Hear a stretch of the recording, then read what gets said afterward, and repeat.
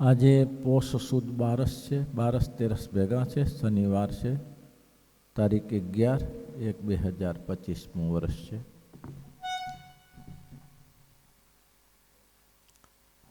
પ્રશ્ન ગોપાળાનંદ સ્વામીએ પૂછ્યો છે, મહારાજ કામનું શું રૂપ છે?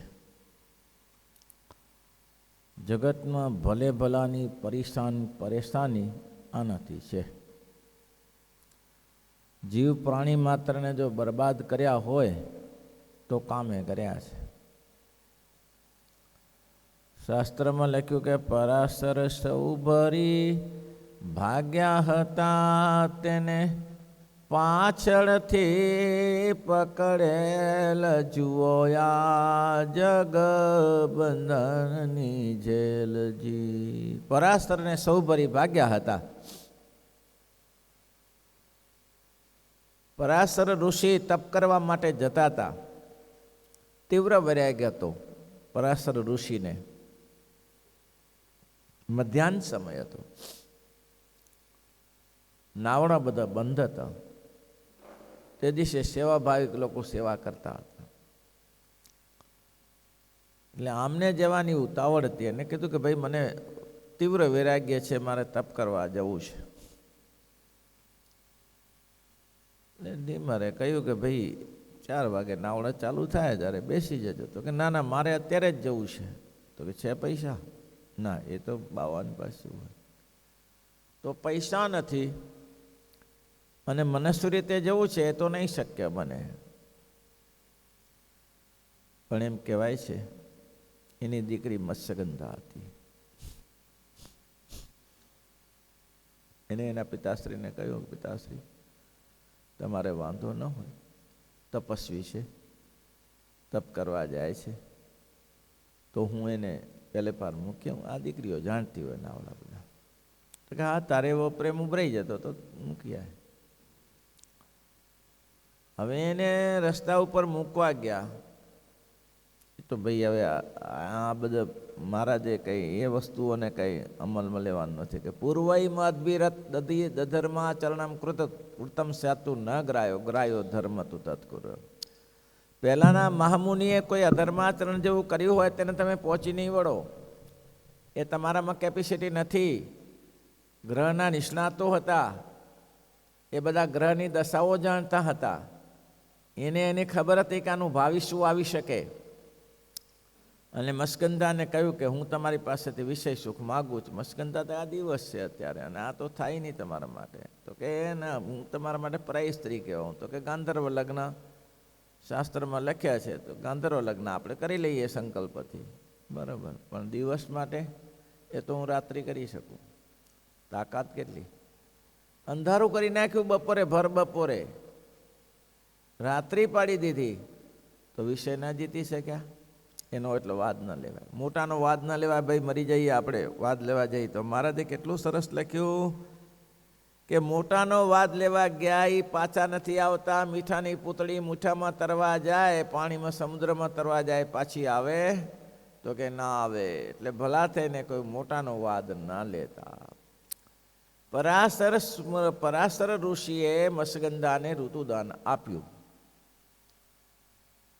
પછી તો પહેલા કિનારે ગયા. પછી કે હવે તમે જઈ ન શકો. કેમ? તો કે મારા પતિ થઈ ચૂક્યા છે. ના ના, હું તો તપ કરવા જઉં છું. અરે આમ તપ કરાતું હશે? આવી રીતે તપ કરવા જાવ તો મારું થાય શું? મને કોણ મારું પાણી ગ્રહણ કરશે? તો કે ના ના, મને છોડી દે, મારી પાસે કંઈ છે નહીં, તું મને છોડી દે. મારા મહામુનિ, તમને છોડી ન શકાય, તમે તો મારી સાથે રહેવું જ પડે. હવે મારું કોઈ ધણી ના થાય ને બીજો કોઈ પતિ મળે નહીં. ત્યારે પરાશરે કીધું કે તને પતિ ના મળે, મારું આશીર્વાદ છે, જા. હવે આ જો લંપટ માણસ હોય તેને આશીર્વાદ કામ કરતા હશે કોઈ જગ્યાએ? આ જગતમાં લંપટ માણસોના આશીર્વાદ કામ કરે? કે મારો આશીર્વાદ છે, તું જા, રિટર્ન થઈ જા. તારું નામ મત્સ્યગંધા છે ને એ મટી જશે ને યોજનગંધા નામ પડશે. દુનિયા સુધી તને જાણશે. અને એની સાથે સાથે તારા પેટ થકી જે બાળક જે જન્મશે ને તે સ્વયં વ્યાસ હશે. અને શાસ્ત્રના રચયિતા તારા મહાપુરુષોનો જન્મ થશે તો મને છોડી દીધું. બોલો, એટલા માટે કહે છે કે તમારી બુદ્ધિ પહોંચતી ન હોય તો ખોટી બુદ્ધિ ન લડાવતા, ત્યાંથી રિટર્ન થઈ જાઓ. તમને એમ લાગે કે આમાં આપણું કંઈ ચાલે એવું દેખાતું નથી, દાળ ગળે એવી નથી લાગતી, તો તમારે ત્યાંથી પૂરતું કરી નાખો ને. એવા મોટાનો અનુવાદ શું કરા લ્યો છો, વાદ શું કરા લ્યો છો? કેટલાય એવા સંતો થઈ ગયા છે જે આર પાર વર્તી શકતા હતા, તો તમે એનો વાદ લેવા જશો તો શાસ્ત્રમાં કહ્યું ક્યારે પહોંચી નહીં. બોલો, એનાથી દૂર રહો. એટલે પહેલું જ આશંકા, કામ જો કોઈ પણ જગ્યાએ શરૂઆત થાય, કામ, ક્રોધ, લોભ, મોહ, મત્સર, આશા, તૃષ્ણા, ઈર્ષા, દેખાય, આ બધું કામથી શરૂ થાય. શુભ સ્વરૂપ મંગલાચરણ કામથી જ કરવું પડે. પછી બધા અંદર ટોળું આવી જાય. લીડર આ છે ભાઈ, આ દરેક ટોળાના લીડર આ છે. 49 છે એવા, 52 છે એવા, 52ના લીડર આ છે, કામ છે. 52 ને 52 આના આધારે જાય છે. બોલો, લિસ્ટ લાંબો છે. એટલે કામ, ક્રોધ, લોભ, મોહ, મત્સર, આશા, તૃષ્ણા ઇત્યાદિ અંતરશત્રુમાં પહેલો અંતરશત્રુ આ છે. ભલભલાને જો પાડી દીધા હોય, મોટા મોટા ઋષિઓને પાડી દીધા હોય, સંપ્રદાય ખાતે જુઓ, ભલભલાને જો પરેશાની થવી હોય, ઘણાએ જોયું કે અટકમાં મરી જાય છે. કેમ મરી જાય છે? તો કે બસ આનાથી જ. આ એક જ ઉપાય. એટલે સ્વામીએ, ગોપાળાનંદ સ્વામીએ પહેલું જ કામનું રૂપ પૂછ્યું છે. મહારાજ, કામનું રૂપ શું છે? શ્રીજી મહારાજ બોલ્યા, આજે શુક્ર વીર્ય કો શુક્ર કો, એ જ કામનું રૂપ છે. આશંકા કરી દે તો 7 ધાતુ માયેલો એક ધાતુ છે. કયા 7 ધાતુ? આ શરીરમાં રસ છે, આ શરીરમાં રસ છે ને, રસ શરીરમાં રસ છે. બીજું રક્ત છે, પાણી પણ વહે છે, લોહી પણ વહે છે. રક્ત છે, માંસ છે, મેદ છે, અસ્થિ છે, મજા છે અને શુક્ર છે. થઈ ગયા ભાઈ 7? ભાઈ, આટલી વસ્તુ આ શરીર સાથે જોડાયેલી છે. આ શરીર માટીમાંથી બન્યું છે, પણ શરીરમાં આ બધા ધાતુઓ જોડાયેલી છે. આ શરીરમાં રસ પણ કામ, પાણી ભર્યું છે શરીરમાં ઘણું બધું. ગમે એટલું કરો તો ચાલ્યું જાય. ઊંટ જેવા પ્રાણીઓ એ 2-4 દિવસ સુધી પાણી પોતાની હોજરીમાં સંગ્રહી શકે છે. અઠવાડિયું પાણી ના મળે તો એમાંથી પાણી લઈને પીતા હોય છે. આટલું પાણી ભરી લેતા હોય છે. તો કે શરીરમાં રસ છે, મહત્વનું કામ કરે છે. પછી શરીરમાં રસ, પછી રક્ત, લોહી મહત્વનું કામ કરે. લોહી ઓછું હોય તો ચડાવવું પડે. અત્યારે યોજના થઈ ગઈ, પેલા લોકો મરી જતા લોહી ઓછું હોય. તો લોહી છે આ શરીરમાં. માંસની પેશીઓ ચારે બાજુ ગોઠવી દીધી છે.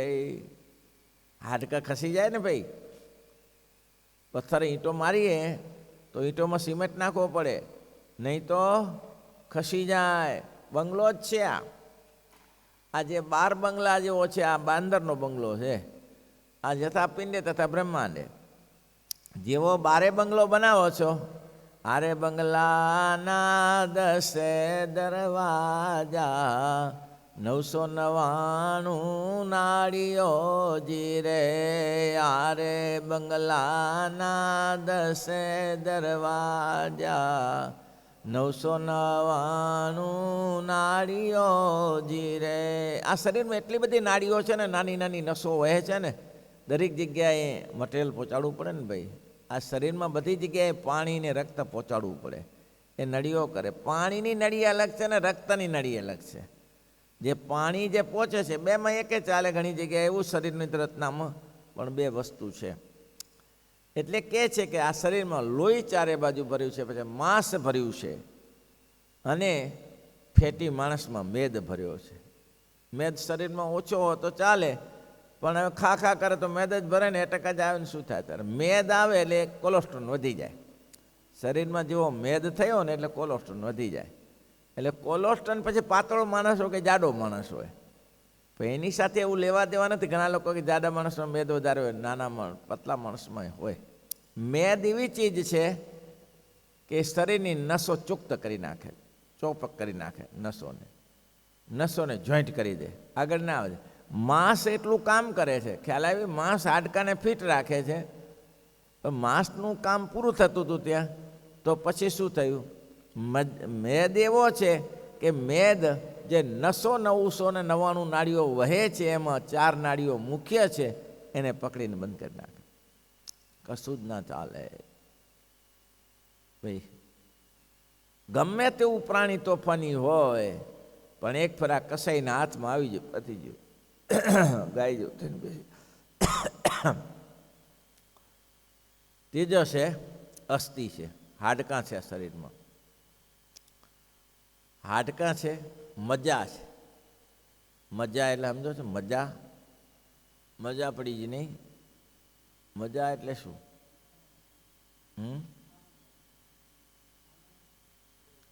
અરે એ મજા ને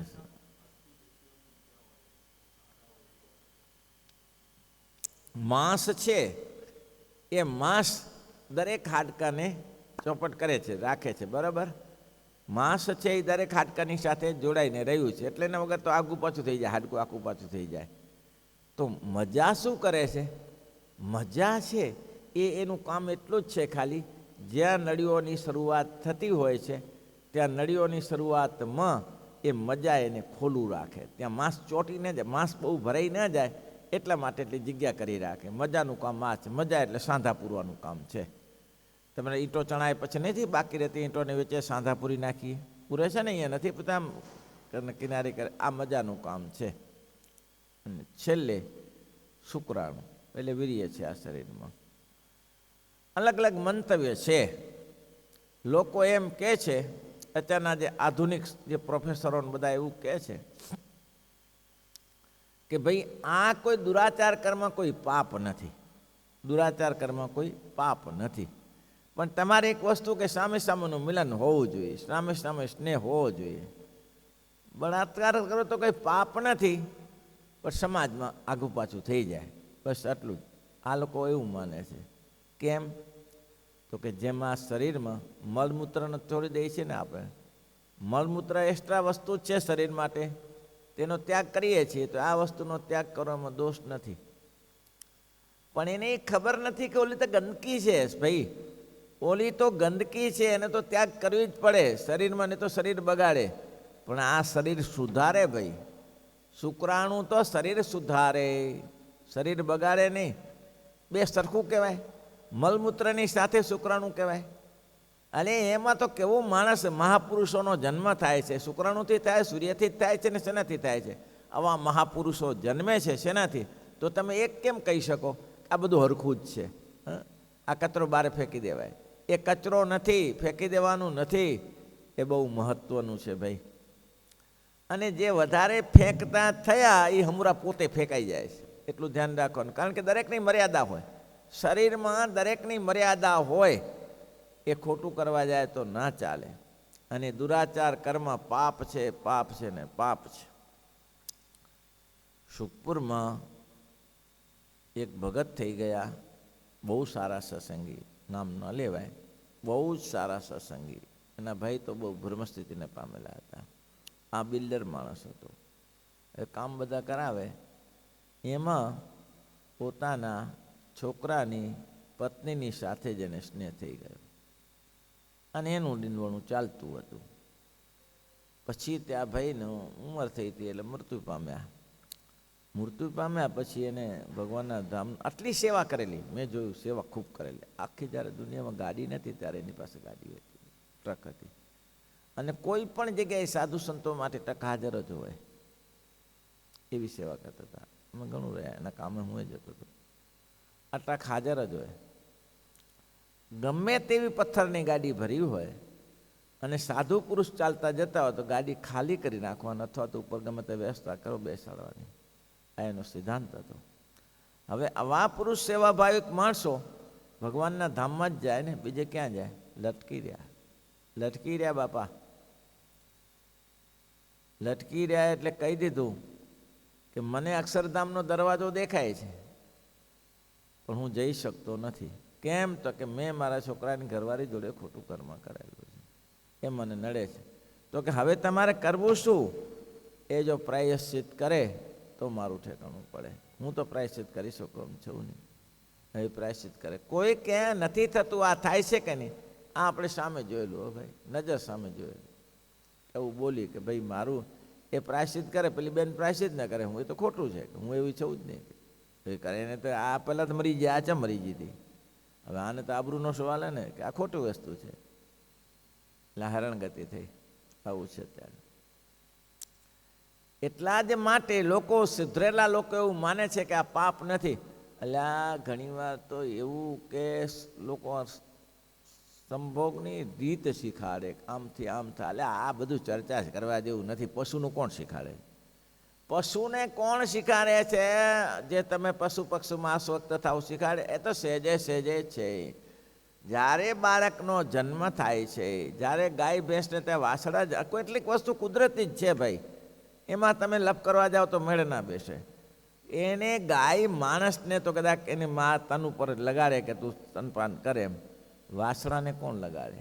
વાસડાને, ગાય ભેંસના વાસડાને એને કે અહીંયા આવી જાય ને ગાય એને શેંગડેથી નજીક લીધો, આંચળમાં લીધો તો કેમ લાગી જાય? કુદરતી વસ્તુ છે. તમને સહેજે સહેજે એમાં આકર્ષણ રહે જ છે. જેમ માણસને ખાવામાં આકર્ષણ રહે છે કે નહીં, આકર્ષણ જેમ માણસને ખાવામાં રહે છે, તેમ માણસને વિષયમાં આકર્ષણ રહે છે. ગમે એટલા બ્રહ્માંડ આરપારની વાતો કરો, મરી જવું છે, નરક 84 છે, અબજો વર્ષ સુધી પડ્યા રહેશો, લખ 84 એટલે હા, અંડ, દૂધવી, સ્વેદ ને આ બધી જરાયું ને 4 જોની છે. 21 લાખ વર્ષ સુધી એમાં ભટક્યા કરીએ છીએ ને આપણે ભટકીને આયા. ગમે એટલું ઉપદેશ કરો ને ભાઈ, ગમે એટલું ઉપદેશ કરો ને, એ અસર ના કરે. છોકરાને કંઈ સાધુ થઈ જવું છે, નાશવંત છે, નાશવંત છે, નાશવંત છે, ગમે એટલી વાર ગયો ને તમ તારે એની મમ્મી એક પર આવીને હાથ ફેરી દે, બેટા આપણે ઘરે એટલે આજે આ 12 મહિના મજૂરી કરીને ભાઈ નીતિનભાઈ નામ નોંધાઈ દીધું, પતી ગયું. પછી કંઈ રખડી ખાય. છૂટે છે, ઘરમાં જ જુઓ, ઘરમાં જ પડ્યું છે, છૂટે છે તો બહારનાને ક્યાંથી છૂટે કયો? કાંઈ નહીં, બાવા જેવા હોય તો છૂટતું નથી, ઘર છૂટતું નથી. મારું ઘર છે, ના છૂટે ભાઈ. વિષય એવા છે, વિષયો લઈ જાય માણસને આરપાર લઈ જાય. વિષય થકી બચવું હોય તો મહારાજ કહે એ તો ભગવાન દયા જદુપાર્ય ભવેત કૃપા તવ સરળો દુષ્ટુ હા મિત અતિક્ષણે. જેના ઉપર પરમાત્માની કૃપા થાય એ જ વિષય થકી બચે છે. બધા ભલભલા પડી જાય. સૌ ભરી 60,000 સુધી પાણીમાં રહીને તપ કર્યું કે અહીંયા હું એ માછલીના મૈથુનમાં રહેન થાય. ચમન 96,000 વર્ષ સુધી, આટલી મોટી આયુષ્ય પહેલાં સતયુગની વાતો છે બધી. 96,000 વર્ષ સુધી તપસ્યા કરી અને એમ કહેવાય શરીર ઉપર રાફડા થઈ ગયા. રાફડા થઈને જાય, માણસ મરીને જાય. પણ એ ઋષિ મુનિઓ એવી રીતે એની પોતાનું શરીરને લેપ કરતા, માટીનો લેપ કરતા કે જેમાં માછર માકડ કીચડ કંઈ કાઢી ના શકે. વર્ષો વર્ષ અનશન વ્રત લઈને બેઠેલા, એનું શરીર ચાલતા હતા. શ્રયાતી રાજા ત્યાંથી પસાર થયા અને ત્યાં પડાવ નાખ્યો. હવે રસોઈ થતી હતી, રસોઈને જમવા વાર હતું એટલે બધી કન્યાઓ બધી ફરવા નીકળી. રાજકુંવરીઓ બધી ફરતા એક ઋષિને જોયા. ત્યાંના ઋષિને માટીનો ટીંબો જોયો, એમાં 2 ધક આંખો ધકતી હતી. સારું ગજબ છે, આ ગજબ છે. સૂઈ લીધી કાંટાની અને ભરાવી, આંખ ફોડી નાખી. સૂઈ લઈને આંખ ફોડી નાખી. પછી તો ભાગ્યા ત્યાંથી, પણ જાય ક્યાં? હવે ઝાડા પૈસા બંધ બધેના. હા ભલે ભૂકા કાઢી નાખ્યા. બોલો, આટલા માણસો, હજારો માણસને ઝાડા પૈસા બંધ થયો એટલે આ થયું શું? ઋષિ સાથે રાખતા એક મહાપુરુષને પૂછ્યું, એના બ્રાહ્મણને કે આ કેમ થયું? આમ મરી જશે માણસો. તો કે શું થાય? પણ આને કયું, એનું કારણ કયું છે? તો કે કોઈએ મહાપુરુષનો અપરાધ કર્યો હશે.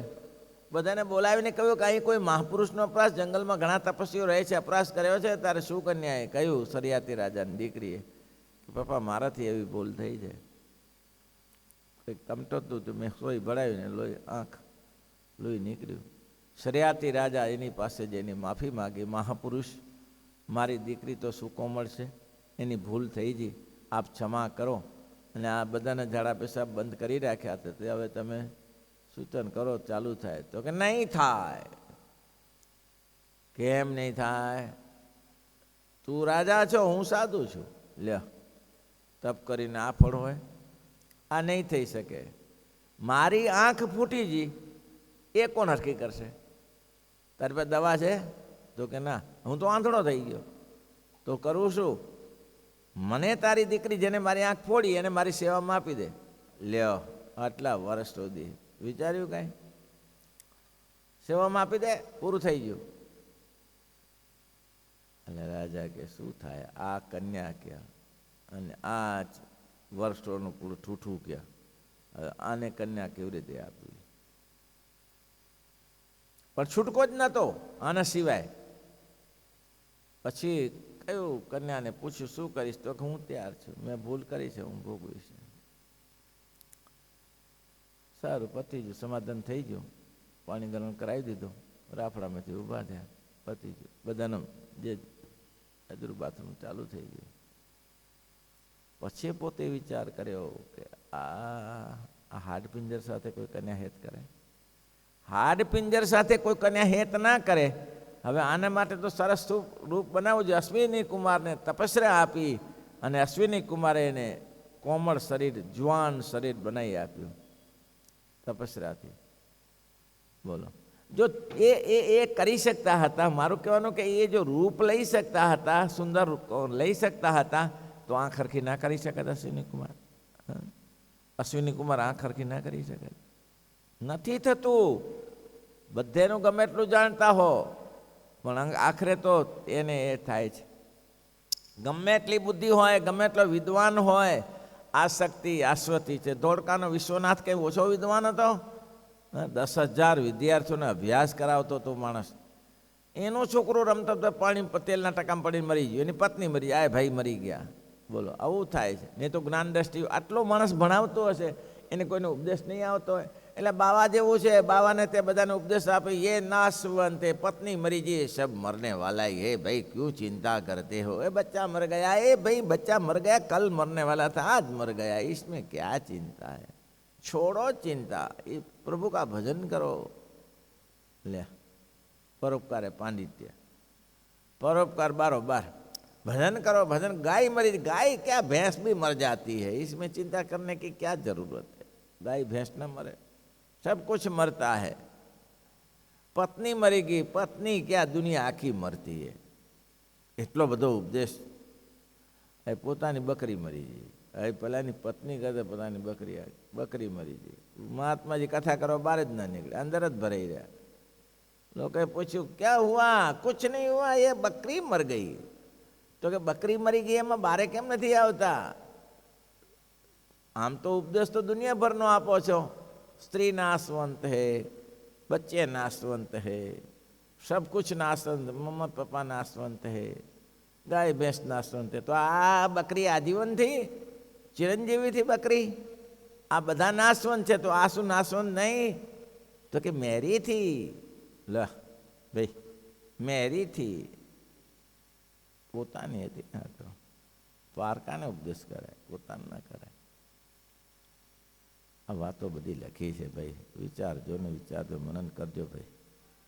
એટલે આવું છે. ગમે એવો વિદ્વાન હોય, વિષયને જીતી શકતો નથી, એના ઉપર તો મહારાજ કે મોટા ભગવાન કે સંતો દયા કરે તો થાય, બાકી ના થાય. શ્રીપતિ શ્રીધર